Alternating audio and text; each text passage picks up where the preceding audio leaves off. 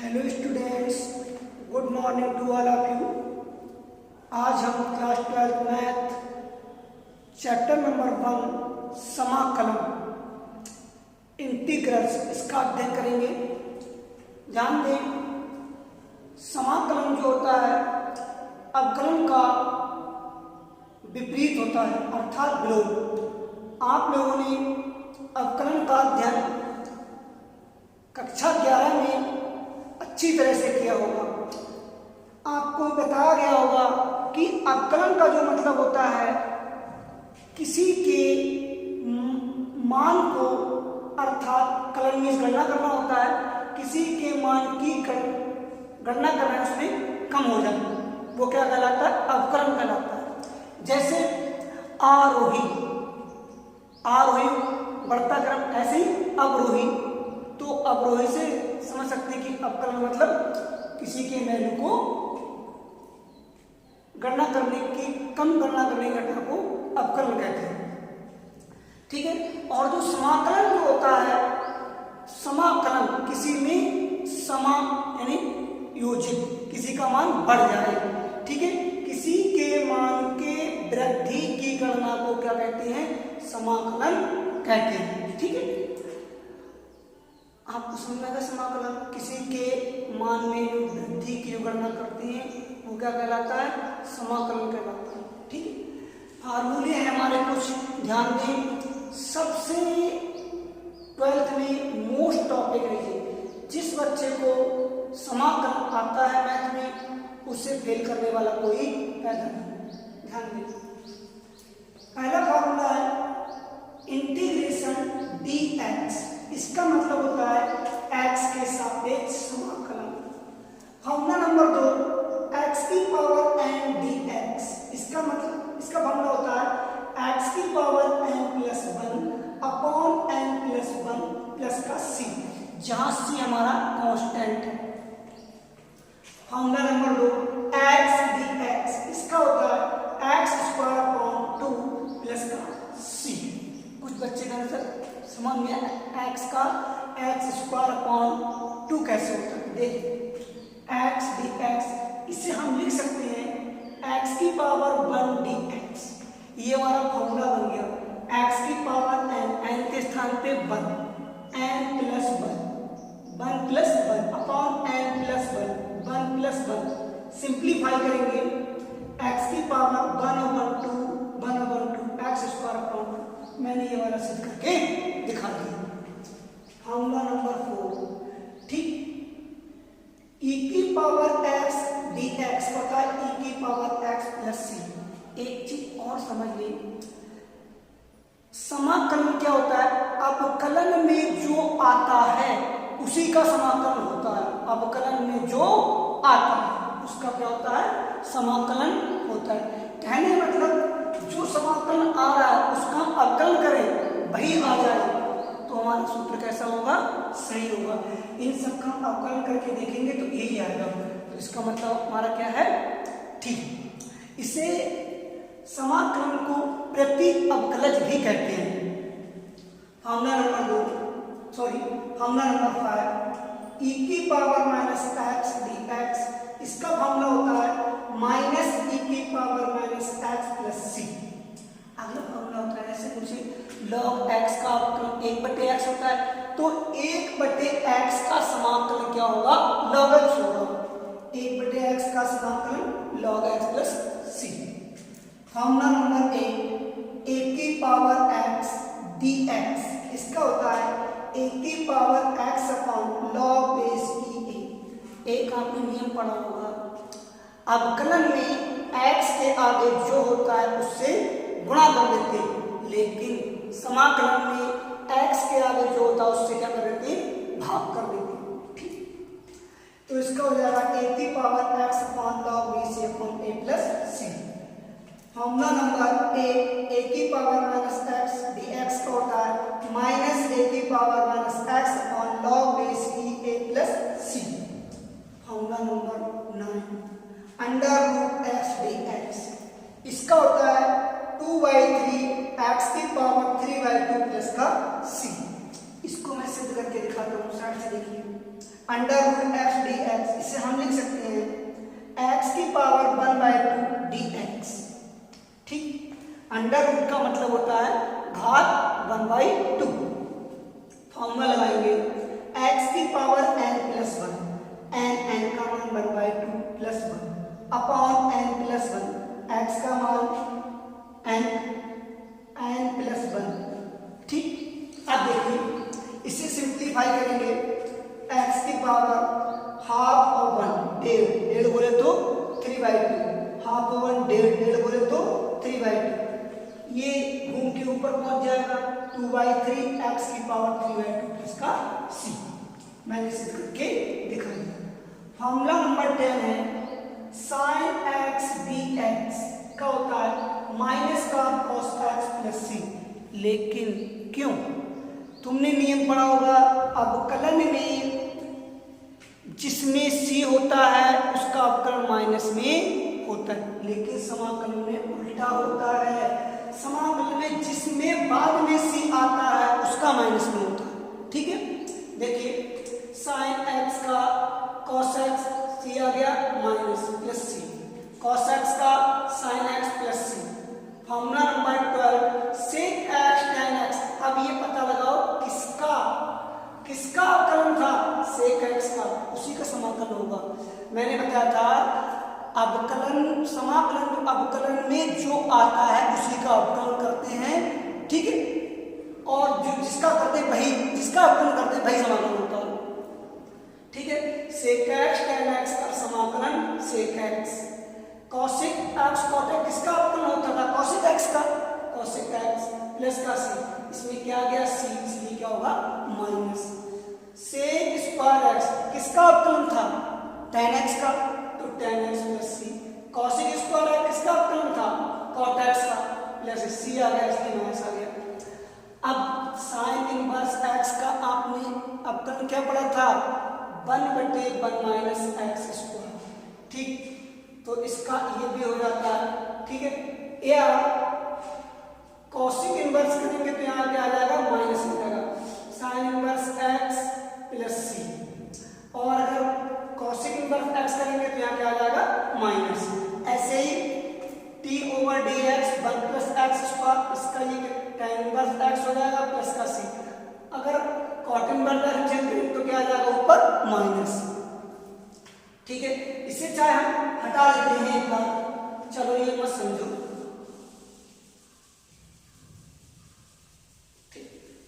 Side से लिख देंगे। अगला 18 dx upon x² minus 1 sec inverse x plus का c। फॉर्मूला नंबर 19 1 dx का x प्लस c। कुछ छात्र करें कैसे गुरुजी, देखिए इससे हम लिख लेंगे 1 को x की पावर 0 dx, इसका कर देंगे x की पावर n से समाकलन n+1 n+1, 0 + 1 x हो जाएगा, 0 + 1 1 से डिवाइड करेंगे x प्लस c। ठीक है, मुझे उम्मीद है ये फार्मूले आपको समझ में आ गए होंगे। कुछ फार्मूले और हैं, मैं उन्हें समझाता हूँ।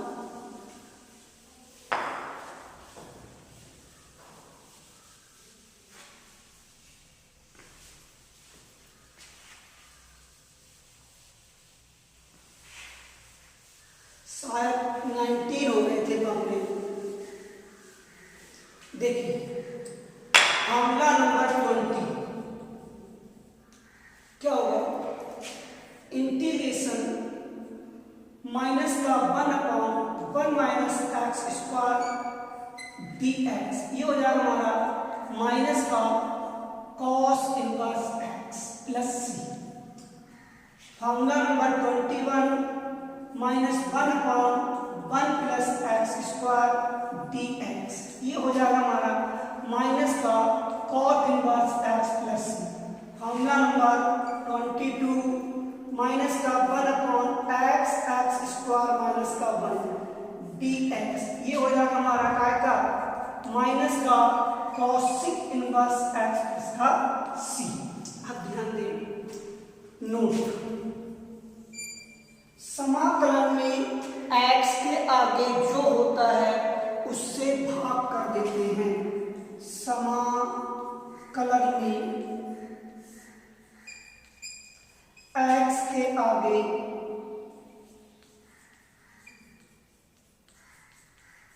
जो होता है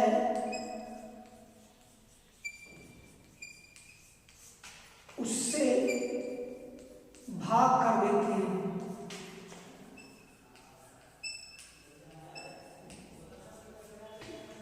नोट नंबर 2, समाकलन में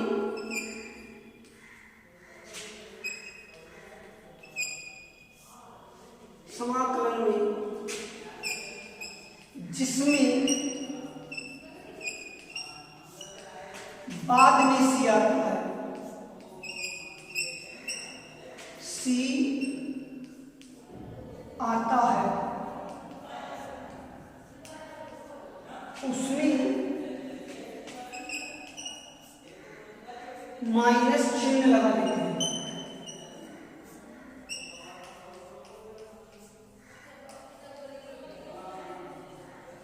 ठीक है, समाकलन हमारा बहुत ही मोस्ट टॉपिक है, इसमें किसी प्रकार की लापरवाही ना बरतें। ठीक है, अब हम देखते हैं एक्सरसाइज 1.1। देखिए पहला क्वेश्चन देखा है इंटीग्रेशन sin 2x dx। आप लोगों ने फॉर्मूला पढ़ा होगा sin x dx का, क्या पढ़ा था, माइनस का cos x प्लस का c। तो क्या हो जाएगा इसका, जब यहाँ पे x था तो x आ रहा है, अगर 2x होगा तो क्या आएगा 2x, तो हो जाएगा इसका माइनस का cos 2x प्लस c। लेकिन नोट लिखा था समाकलन में x के आगे जो होता है उससे भाग कर देते हैं 2। ये क्या हो गया आंसर। क्वेश्चन नंबर 2 क्या लिखा है, इंटीग्रेशन cos 3x dx। आप लोगों ने फॉर्मूला पढ़ा होगा cos x dx, क्या होता है इसका sin x प्लस c। अगर यहाँ पे 3x होगा तो क्या आएगा 3x, sin 3x plus c। लेकिन समाकलन में x के आगे जो होता है उससे भाग कर देते हैं 3। क्वेश्चन नंबर 3, इंटीग्रेशन e की पावर 2x dx।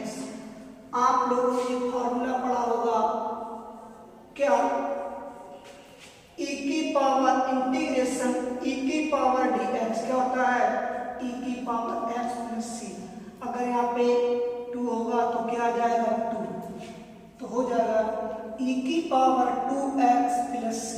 लेकिन समाकलन में x के आगे जो होता है उससे क्या कर देते हैं भाग। ये क्या हो गया हमारा आंसर, ये क्या हो गया आंसर।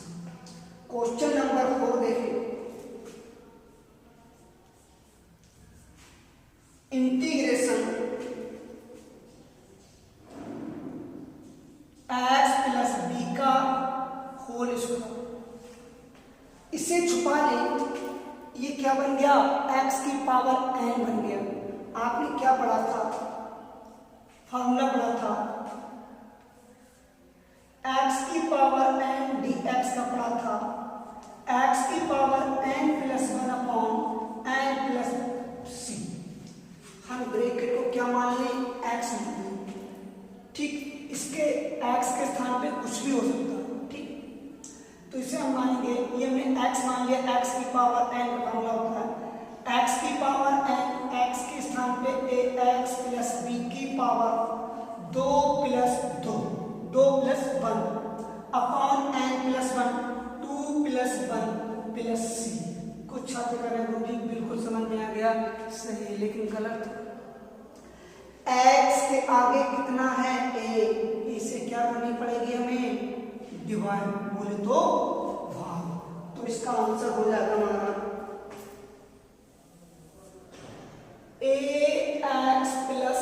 बी की पावर 213 अपॉन 3a प्लस का c। ये क्या हो गया हमारा आंसर। क्वेश्चन नंबर 5,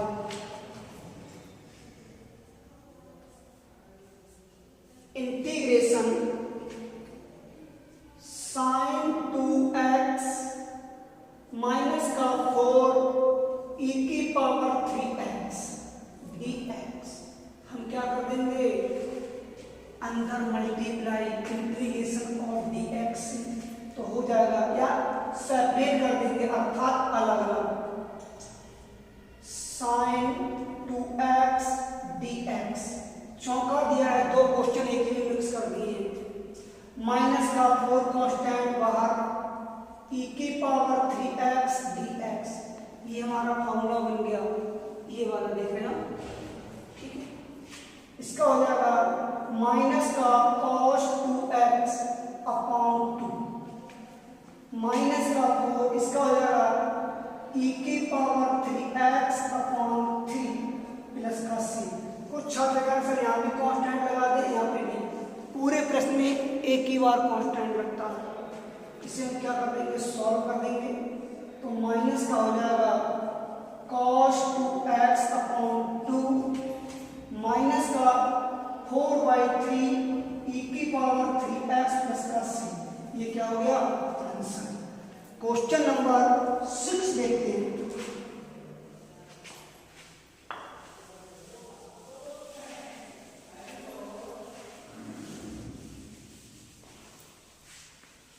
देखिए क्वेश्चन नंबर 6 क्या कह रहे हैं,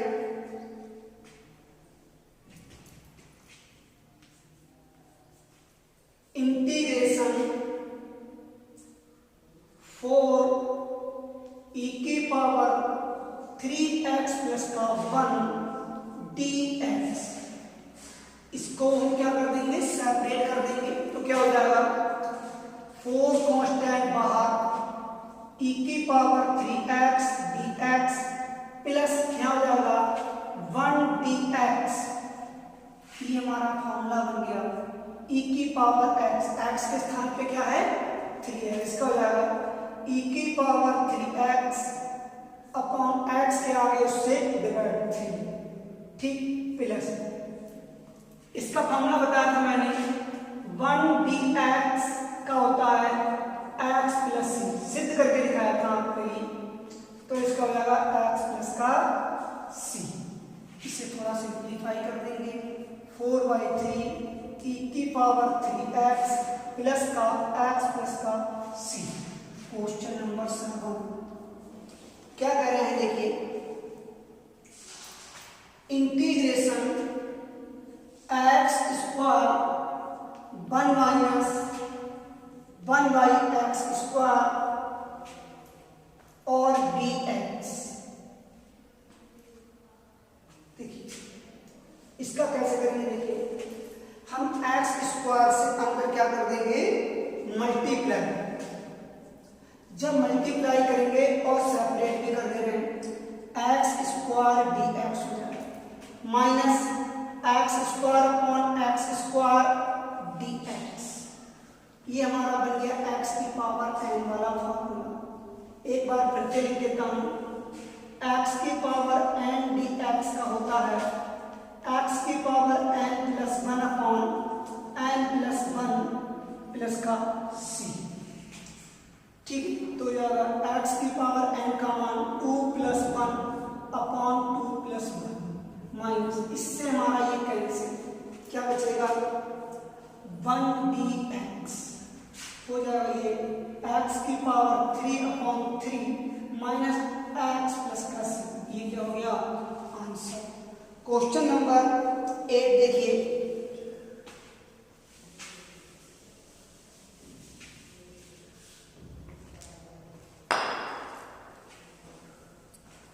क्वेश्चन नंबर 8 क्या कह रहे हैं,